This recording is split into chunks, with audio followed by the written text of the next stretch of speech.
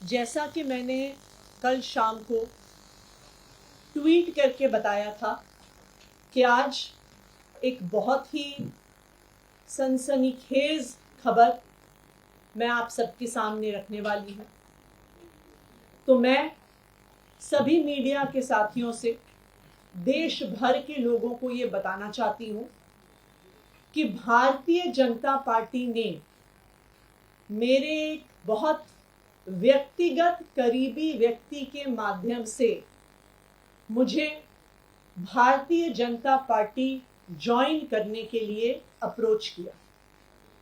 मुझे ये कहा गया कि या तो मैं भारतीय जनता पार्टी ज्वाइन कर लूं, अपना पॉलिटिकल करियर बचा लूं, अपना पॉलिटिकल करियर बढ़ा लूं, और अगर भारतीय जनता पार्टी नहीं ज्वाइन करी तो आने वाले 1 महीने में ईडी द्वारा मुझे गिरफ्तार कर लिया जाएगा। ये एक मेरे बहुत करीबी व्यक्ति के माध्यम से मुझे बताया गया। उन्होंने कहा कि प्रधानमंत्री नरेंद्र मोदी जी और भारतीय जनता पार्टी ने अपना मन बना लिया है कि आम आदमी पार्टी को और उसके सभी नेताओं को अब वो कुचलना चाहते हैं, खत्म करना चाहते हैं। पहले उन्होंने आम आदमी पार्टी के सारे शीर्ष नेतृत्व को अरेस्ट करके जेल में डाल दिया। पहले सत्येंद्र जैन जी की गिरफ्तारी हुई, फिर मनीष सिसोदिया जी की गिरफ्तारी हुई, फिर संजय सिंह जी की गिरफ्तारी हुई, और अब दिल्ली के मुख्यमंत्री अरविंद केजरीवाल जी को भी गिरफ्तार कर लिया गया है। अब भारतीय जनता पार्टी का ये इरादा है कि आने वाले 2 महीने में लोकसभा चुनाव से पहले वो आम आदमी पार्टी के 4 और नेताओं को गिरफ्तार करने वाले हैं। वो मुझे गिरफ्तार करेंगे, वो सौरभ भारद्वाज को गिरफ्तार करेंगे, वो दुर्गेश पाठक को गिरफ्तार करेंगे, और वो राघव चड्ढा को गिरफ्तार करेंगे। भारतीय जनता पार्टी ने ये उम्मीद करी थी कि अरविंद केजरीवाल जी की गिरफ्तारी के बाद आम आदमी पार्टी बिखर जाएगी, आम आदमी पार्टी टूट जाएगी, आम आदमी पार्टी का मोरल डाउन हो जाएगा, क्योंकि आम आदमी पार्टी का अब सारी सीनियर लीडरशिप जेल में है, हिरासत में है। लेकिन संडे की रामलीला मैदान की रैली के बाद, जहां पे दिल्ली भर और देश भर से लाखों लोग आए, पिछले 10 दिन से आम आदमी पार्टी के सड़क पर चल रहे संघर्ष के बाद अब भारतीय जनता पार्टी को लगता है कि आम आदमी पार्टी के टॉप 4 लीडर्स को गिरफ्तार करना काफी नहीं था। अब आने वाले समय में अगले बड़े 4 नेताओं को जेल में डाला जाएगा। मुझे जेल में डाला जाएगा, सौरभ भारद्वाज को जेल में डाला जाएगा, दुर्गेश पाठक को जेल में डाला जाएगा, और राघव चड्ढा को जेल में डाला जाएगा। मुझे ये बताया गया कि आने वाले कुछ ही दिनों में मेरे पर्सनल रेजिडेंस पे ईडी की रेड होगी। ना सिर्फ मेरे घर में ईडी की रेड होगी, मेरे रिश्तेदारों, मेरे परिवार वालों के घर में रेड होगी।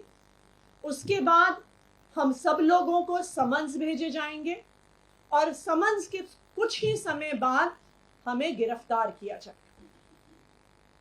मैं आज इस मंच के माध्यम से, आप सभी के चैनल्स के माध्यम से भारतीय जनता पार्टी को ये बताना चाहती हूं कि हम आपकी धमकियों से डरने वाले नहीं हैं। हम अरविंद केजरीवाल के सिपाही हैं, हम भगत सिंह के चेले हैं।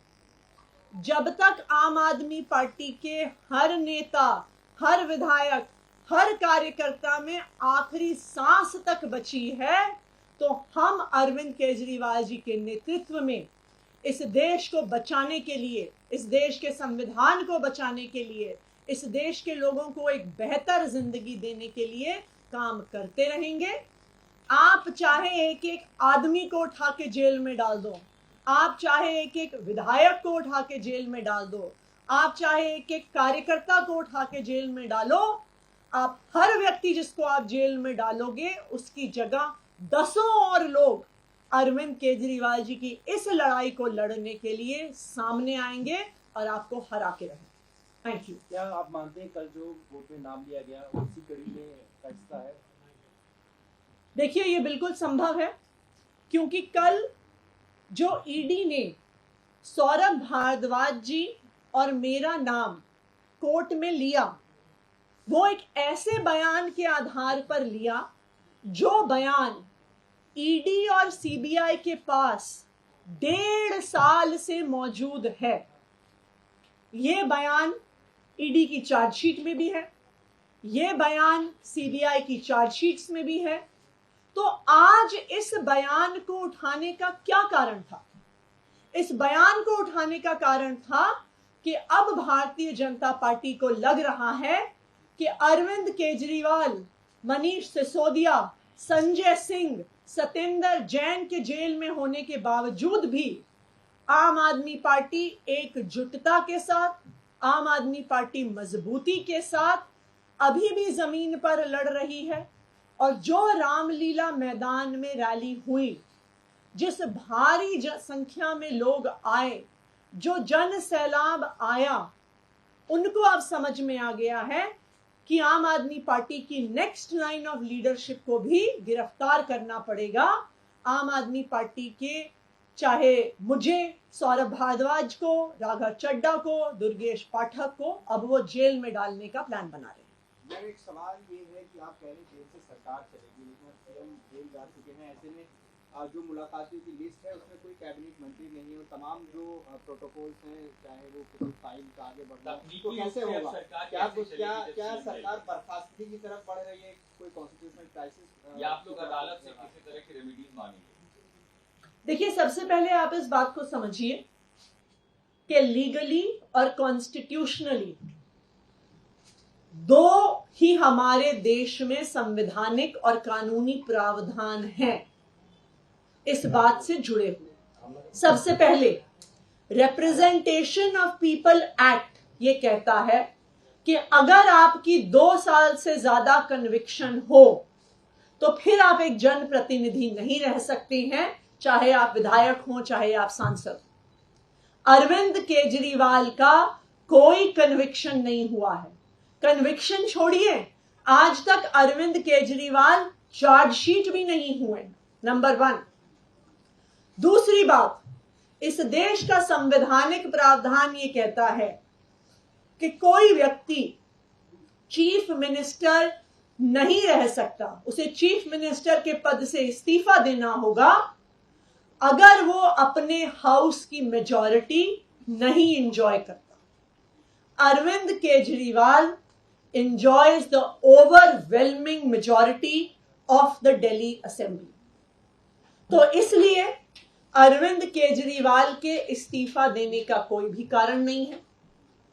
अगर आज अरविंद केजरीवाल इस्तीफा दे देते हैं तो ये भारतीय जनता पार्टी के लिए एक बहुत सीधी और सरल एक एसओपी तैयार कर देती है, एक स्टैंडर्ड ऑपरेटिंग प्रोसीजर तैयार कर देता है।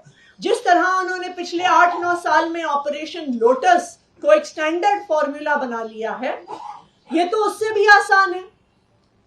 ईडी के माध्यम से prevention of money laundering act में हर विपक्ष के मुख्यमंत्री के ऊपर केस कर दो, उसके बाद उसे गिरफ्तार कर दो और फिर कहो कि संवैधानिक संकट पैदा हो गया है, इस्तीफा दो वरना हम राष्ट्रपति शासन लगाएंगे। इससे आसान तरीका भारतीय जनता पार्टी के पास विपक्ष की सरकारें गिराने का क्या है?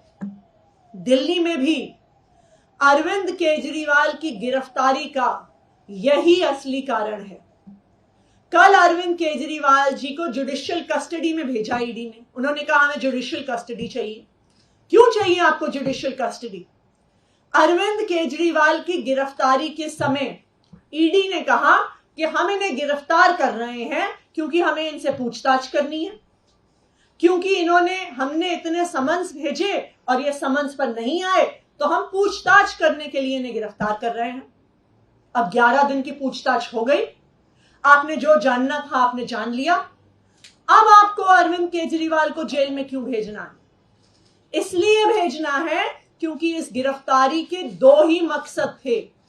इस गिरफ्तारी का पहला मकसद था अरविंद केजरीवाल को चुनाव के दौरान कैंपेन करने से रोकना, और दूसरा मकसद था कि दिल्ली की चुनी हुई सरकार, दिल्ली की चुनी हुई लोकप्रिय सरकार को गिरा देना, राष्ट्रपति शासन लगाना और फिर चोर दरवाजे से भारतीय जनता पार्टी की सरकार बनाना।